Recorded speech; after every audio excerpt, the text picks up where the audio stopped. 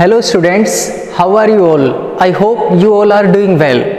Dear student, in this video lecture, we will discuss some previous year questions of JEE Main and Advanced. So let's discuss. Our first question is, if limit n tends to infinity, square root of n square minus n minus 1 plus n alpha plus beta is equal to 0, then 8 times of alpha plus beta equal to question mark. Okay, so how to solve this question? In first step, we can do one thing. We can take n square as common. If we are taking n square as common, so it will be 1 because of square root. So limit n tends to infinity, n, here we are taking n square as common, so here we have only 1 minus, if we are taking minus sign as common, so it will be n plus 1, so n plus 1, and already we are taking n square as common, so in the division we should write n square. Now we have square root, instead of square root we can write power 1 by 2 plus n alpha plus beta, it will be same, is equal to 0. Now limit n tends to infinity, n, now it is in the form of 1 minus x whole power n, so it is important expansion. Suppose you have 1 plus x whole power n, so what is the expansion? 1 plus nx plus n into n minus 1 divided by 2 factorial into x square and so on. Okay, if you have negative sign, so you can write alternate sign, 1 minus nx plus n into n minus 1 divided by 2 factorial into x square minus plus minus plus and so on. Okay, now here n is common, so 1 plus nx, so 1 minus nx, 1 minus n, n means 1 by 2, x means n plus 1 by n square plus n into n minus 1, so n means 1 by 2, n minus 1 means 1 by 2 minus 1 divided by 2 factorial into x square means n plus 1 by n square whole square. Okay, and so on. Now plus n alpha plus beta is equal to 0. Okay, so now what we can do? If we are multiplying by n in this bracket, so it will be limit n tends to infinity, n minus, it will be n into n plus 1, n into n plus 1 whole divided by 2n square. Okay, plus it is 1 by 2, 1 by 2 minus 1, it will be minus 1 by 2, so 1 by 2 multiply minus 1 by 2, it will be minus 1 by 4, and multiply by minus 2, so it will be minus 1 by 8, so here we can write minus 1 by 8. Okay, now here we have n plus 1 whole square divided by n square whole square and multiply by n, so n into, what is the whole square of n plus 1? N square plus 2n plus 1. Okay, and whole divided by n to the power 4, n square whole square, and so on, plus n alpha plus beta is equal to 0. Okay, now here n alpha, so what is the coefficient of n? Alpha plus 1, so we can write separately, limit n tends to infinity, if n is common, so we have 1 plus alpha minus, if we are taking n as common from the bracket, so it will be n square. Okay, n square, and here we have 1 plus 1 by n whole divided by 2n square minus 1 by 8. Now if we are taking n square as common from this bracket, and already n to the power 1 we have, so total n cube into 1 plus 2 by, here we are taking n square as common, so 2 by n plus 1 by n square whole divided by n to the power 3 and so on. Okay, and here we have plus beta is equal to 0 because n alpha we are taking here. Now if we are comparing, here we can see clearly n square cancel, n cube cancel. Now what is the limit? N tends to infinity. If we are putting here 1 by infinity 0, so 1 plus 0 1, so 1 by 2, and here 2 by infinity 0, 1 by infinity square 0, so everything will be 0. So here we have only limit n tends to infinity n into 1 plus alpha, and here we have minus 1 by 2 and plus beta is equal to 0. All the terms will be 0 because 1 by infinity will be 0. Now do one thing, compare both the side. What is the coefficient of n in left side? 1 plus alpha. And what is the coefficient of n in right side? In right side everything is 0, so it means 0. And what is constant term in left side? Minus 1 by 2 plus beta. And constant term in right side 0. It means alpha is equal to minus 1, alpha equal to minus 1, and beta is equal to 1 by 2. So we are getting alpha and beta. But what is the question? Question is 8 times of alpha plus beta. So now easily we can calculate 8 into alpha plus beta. So 8 times alpha means minus 1 plus beta means 1 by 2. So here we have 8 times of, it will be minus 1 by 2. So cancel 4 times. So final answer will be minus 4.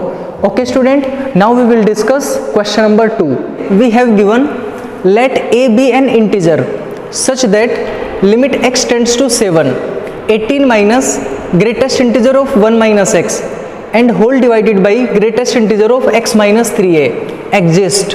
Exist means if any function exists, it means left hand limit and right hand limit both will be equal. Then a is equal to, we have to find value of a. So we have given greatest integer function. Remember one thing, a is any integer,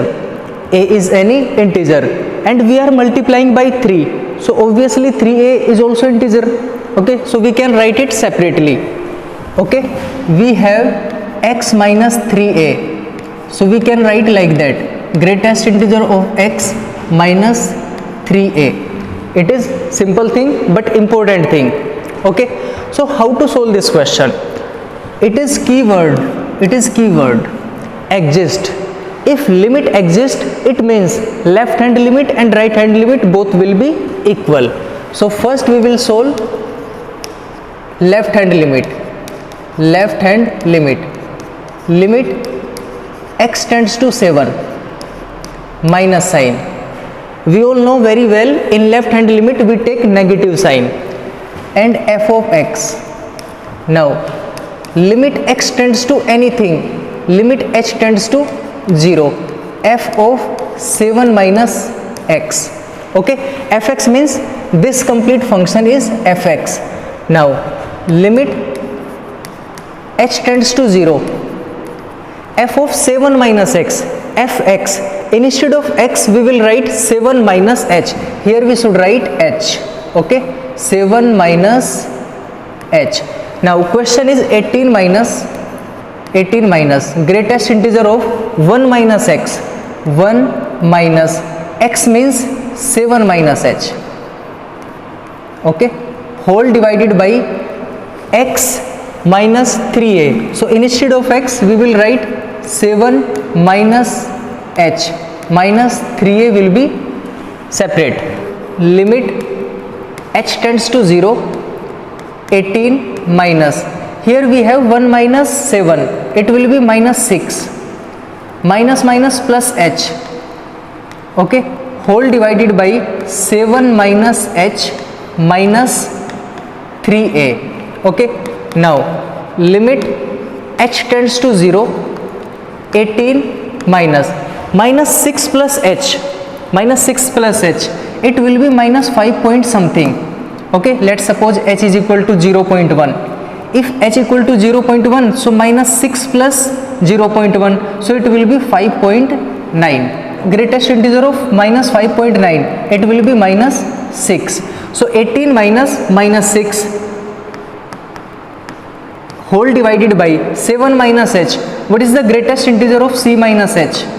Greatest integer of c minus h, it will be c minus 1. So c means integer, 7 minus h, it will be 6 minus 3a. So here we can write 18 plus 6, 24 whole divided by 6 minus 3a. We can take 3 as common and 3 8 is 24 whole divided by 3 2 is 6 minus a.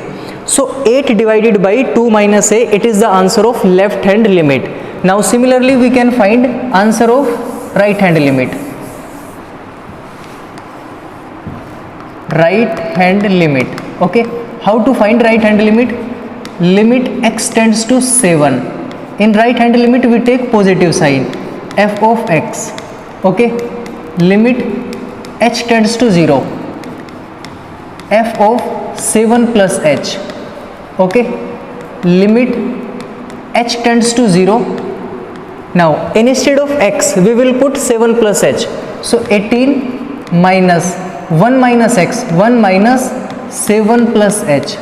Instead of x what we are putting? 7 plus h whole divided by x minus 3a. X means 7 plus h minus 3a, we will write it separately. Okay, already we have discussed. Now limit h tends to 0, 18 minus, it will be minus 6, it will be minus 6 and minus h whole divided by 7 plus h minus 3a. Now think about h. Let's suppose h is 0.1. So minus 6 minus 0.1. So it will be minus 6.1. Okay. And what is the greatest integer of minus 6.1? Minus 7.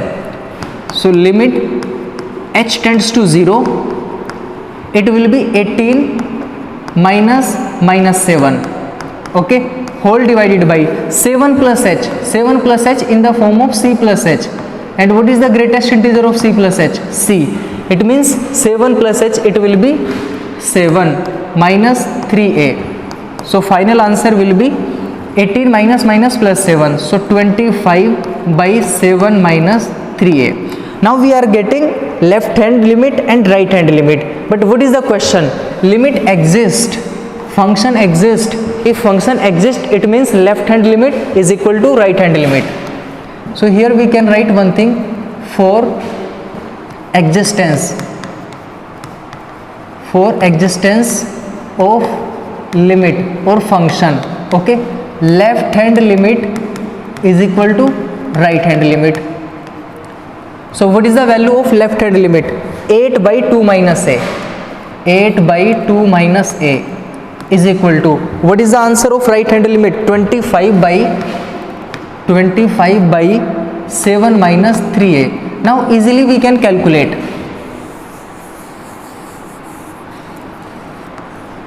8 multiply 7, 56 minus 8 3s are 24. So it will be 24a is equal to 25 multiply 2, 50 minus 25a.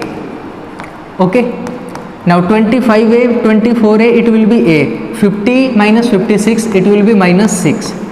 Okay student, so minus 6 will be your final answer. I hope you understood the question. Now we will discuss question number 3.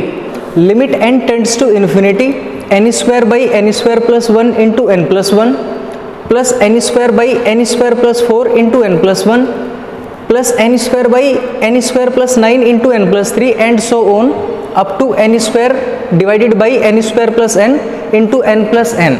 So it is the question of advanced level. Now how to solve this question? And this question is related to integration. So how to solve this question? First we should write its general form. So limit n tends to infinity, summation,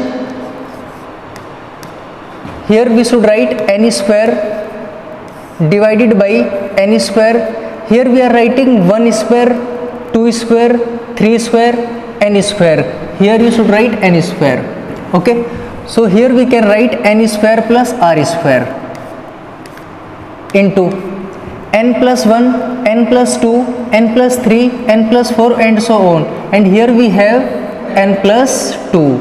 Okay, so now n plus 1, n plus 2, n plus 3 and so on. So here we have n plus r.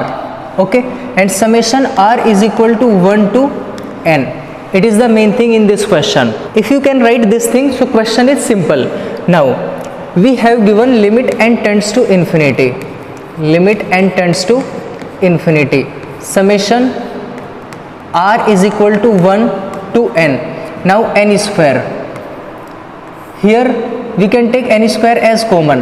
So we have 1 plus r square by n square. Okay, if you are taking n common from here, so here we have 1 plus r by n. Okay, now n square cancel one time, so here we have 1 by n. Limit n tends to infinity. Summation r is equal to 1 to n. Okay, 1 by n multiply 1 by 1 plus r square by n square into 1 plus r by n. Okay, now this question is in the standard form. So how to convert this question in the integration? So remember one thing, let r by n is equal to t. Okay, r by n is equal to t or x, any term you can take. So let's suppose x. Okay, if you are taking r by n is equal to x, it means 1 by n it will be equal to dx. Okay, what is the limit of n? Infinity. So now we have given r is equal to 1 to n. These are the limits of r. So put here r is equal to 1.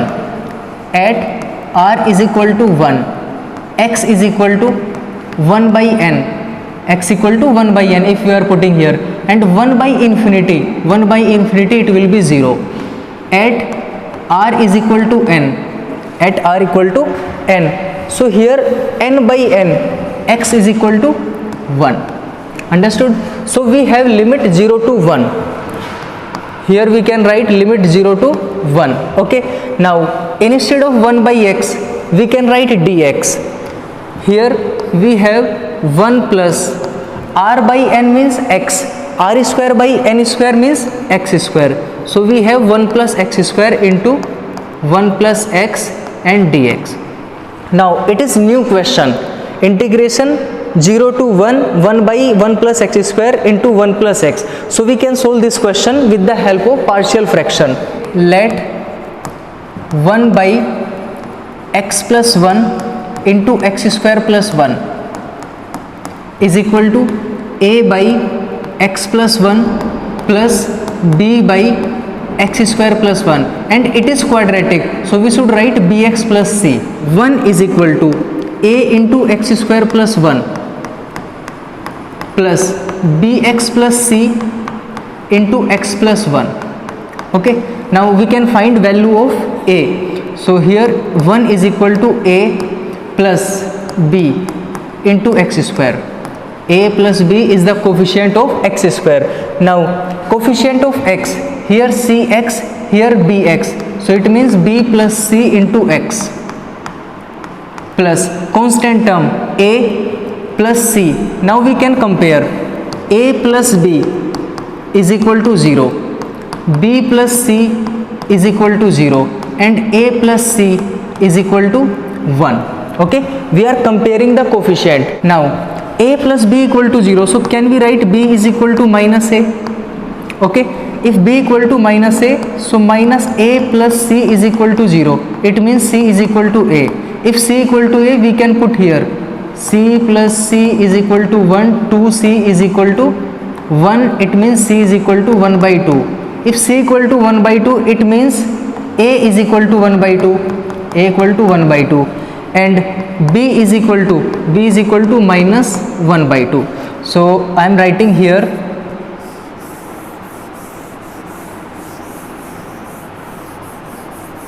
a and c both are equal to 1 by 2 and b equal to minus 1 by 2. So here if we are writing 1 by 2 into 1 by x plus 1, okay, so no problem. plus bx plus c, b means minus 1 by 2, x plus c, c means 1 by 2, whole divided by x square plus 1.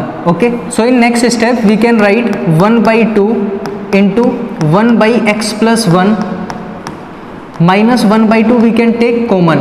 So here we have in the numerator x minus 1 whole divided by x square plus 1. In next line what we can write, 1 by 2 multiply by 1 by x plus 1, okay, minus 1 by 2, here we can write x by x square plus 1, okay, here minus minus plus, so 1 by 2 into 1 by x square plus 1, correct. If you multiply and divide by 2, so it is easy to integrate, multiply by 2, divide by 2, okay. So now limit 0 to 1, what is the integration of 1 by x? Logarithmic x, so it will be 1 by 2 logarithmic 1 plus x, okay. Lower limit 0, upper limit 1, minus, it is 1 by 4, it is 1 by 4. Now here we can see clearly 2x is the derivative of denominator. So what is the integration of this function? Logarithmic denominator. So logarithmic x square plus 1. What is lower limit? 0, upper limit 1. Now plus 1 by 2. What is the integration of 1 by x square plus 1?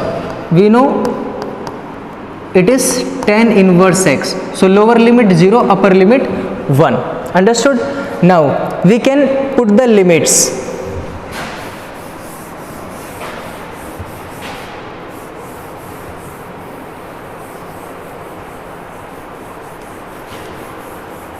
It is not rough work, it is the part of your solution, okay. So here we can put limit. So 1 by 2, here logarithmic 1 plus 1, so it will be logarithmic 2, minus logarithmic 1 plus 0, so logarithmic 1 will be 0, minus 1 by 4, here logarithmic 1 square plus 1, so it will be logarithmic 2 minus 0. So same we can write here, logarithmic 2 minus logarithmic 1 means 0, plus 1 by 2, here tan inverse 1 we know very well, it is pi by 4, minus tan inverse 0, 0. So now 1 by 2 logarithmic 2 minus 1 by 4 logarithmic 2 plus 1 by 2 multiply pi by 4, it will be pi by 8. Okay, now here we can calculate logarithmic 2 common, so 1 by 2 minus 1 by 4, easily we can calculate this one, logarithmic 2 plus pi by 8, so 1 by 4 logarithmic 2 plus pi by 8. Okay student, so it will be your final answer. So it was question number 3rd. Now we will discuss question number 4.